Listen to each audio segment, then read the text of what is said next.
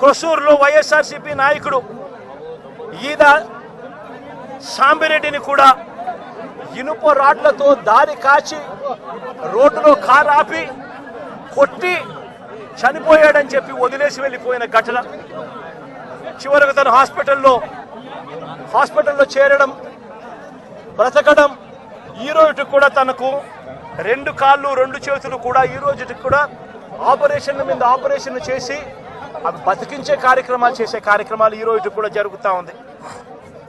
పల్నాడు జిల్లా వినుకొండలో గత ఏడాది జూలై 17వ తారీఖున వైఎస్ఆర్సీపీకి చెందిన రషీద్ అనే యువకుడిని దారుణంగా నరికి చంపిన పరిస్థితులు మన కళ్ళ ఎదుటే కూడా కనిపించాయి.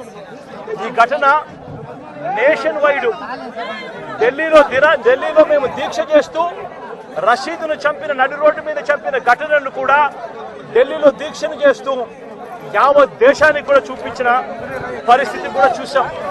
చంద్రబాబు నాయుడు గారి పరిపాలనలో ఈరోజు ఏం చేస్తా ఉన్నారు అనంటే దొంగ సాక్ష్యాలను వీళ్ళే క్రియేట్ చేస్తూ ఉన్నారు. వీళ్ళే దొంగ సాక్ష్యాలను క్రియేట్ చేసి వీళ్ళకు నచ్చని నాయకులందరినీ కూడా ఒక పద్ధతి ప్రకారము కేసుల్లో ఇరికించి జైళ్ల పాలు చేసే కార్యక్రమము, చంపించే కార్యక్రమాలు దగ్గర నుండి చంద్రబాబు నాయుడు గారు చేస్తూ ఉన్నారు. మొన్ననే పోసాని కృష్ణమురళిని చూశాం. పోసాని కృష్ణమురళి అనే వ్యక్తి సినిమాలో దర్శకుడు. ఆ మనిషి చేసిన తప్పల్లా ఏమిటంటే నంది అవార్డు తనకు ఇస్తే నంది అవార్డును తాను తీసుకోలేదు. తీసుకోకుండా కుల వివక్ష పాటిస్తున్నారు అని చెప్పి ఒక స్టేట్మెంట్ ఇవ్వడం ఆయన చేసిన తప్పు. 2017లో ఆయన చేసిన ఈ తప్పుకు ఈరోజు ఇన్ని సంవత్సరాల తర్వాత ఆయన మీద 18 కేసులు పెట్టి ఆయన జైళ్ళ చుట్టూ తిప్పి ఏకంగా నెల రోజుల పైన ఆయన జైల్లో పెట్టించే కార్యక్రమాలు చేశారు. దళిత మాదిగ సామాజిక వర్గానికి సంబంధించిన మాజీ లోక్సభ సభ్యుడు నందిగాం సురేష్ పై తప్పుడు కేసులు పెట్టి ఏకంగా 145 రోజులు అతన్ని జైల్లో పెట్టడం కూడా చేశారు. మాజీ ఎమ్మెల్యే పిల్లని రామకృష్ణారెడ్డి ఇతని మీద కూడా కుట్రపూరితంగా తప్పుడు కేసులు పెట్టి 55 రోజుల పాటు ఇతన్ని కూడా జైల్లో పెట్టించే కార్యక్రమాలు చేశారు. దాడులు చేసేది టీడీపీ వాళ్ళైతే జైల్లో పెట్టింది మా వాళ్ళను, వైఎస్ఆర్సీపీకి సంబంధించిన వాళ్ళను జైల్లో పెడతా ఉన్నారు. పోలీసులు క్రియాశీలక పాత్ర పోషిస్తూ ఉన్నారు. వల్లభనేని వంశీ తాను ఘటనా స్థలంలో లేడు అని చెప్పి ఏకంగా తెలుగుదేశం పార్టీ ఆఫీసు దాడి జరిగిన ఘటనలో తాను లేడు అని చెప్పి ఏకంగా కోర్టులోకి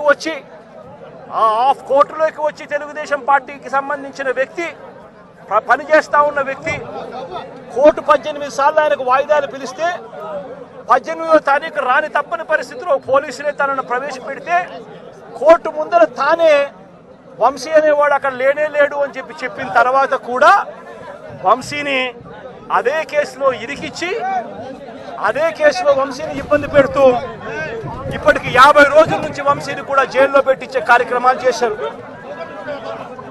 ఇలా రాష్ట్రం మొత్తం మీద రెడ్ బుక్ పరిపాలన సాగిస్తా ఉన్నారు. ఇదే చంద్రబాబు నాయుడు గారిని అడుగుతాను, అయ్యా చంద్రబాబు, ప్రజల్లో ఏదైనా కూడా మంచి పేరు తెచ్చుకొని రాజకీయాలు చేయడం నేర్చుకోండి. మీరు సూపర్ 6 ఎందుకు అమలు చేయడం లేదు అని చెప్పి ఈరోజు ప్రజలు గట్టిగా నిలదీస్తా ఉన్నారు. సూపర్ 7 హామీలను ఎందుకు అమలు చేయడం లేదు అని ప్రజలు మిమ్మల్ని గట్టిగా ప్రశ్నిస్తా ఉన్నారు. ఇలాంటి ప్రశ్నించే సమయంలో ప్రజల గొంతు వినపడకూడదు అని చెప్పి రాష్ట్ర వ్యాప్తంగా రెడ్ బుక్ పాలన మీరు సాగిస్తూ వైఎస్ఆర్సీపీకి సంబంధించిన వాళ్ళు లేదా మీ సూపర్ 6ను మీ సూపర్ 7ను ఎందుకు అమలు చేయడం లేదు అని చెప్పి అడుగుతా ఉన్న ప్రజలను మీరు దాక్షిణ్యం లేకుండా ఈ రకంగా ప్రతి చోట కూడా పోలీసులను ఉపయోగించుకుంటూ ఎమ్మెల్యేలందరినీ కూడా హింసను ప్రోత్సహించండి అని చెప్పి వాళ్ళందరినీ కూడా ఉసగొలుపుతూ రాష్ట్ర వ్యాప్తంగా కూడా మీరు చేస్తా ఉన్న ఈ దౌర్జన్య కాండ త్వరలోనే ప్రజలు చూస్తా ఉన్నారు, దేవుడు చూస్తా ఉన్నాడు.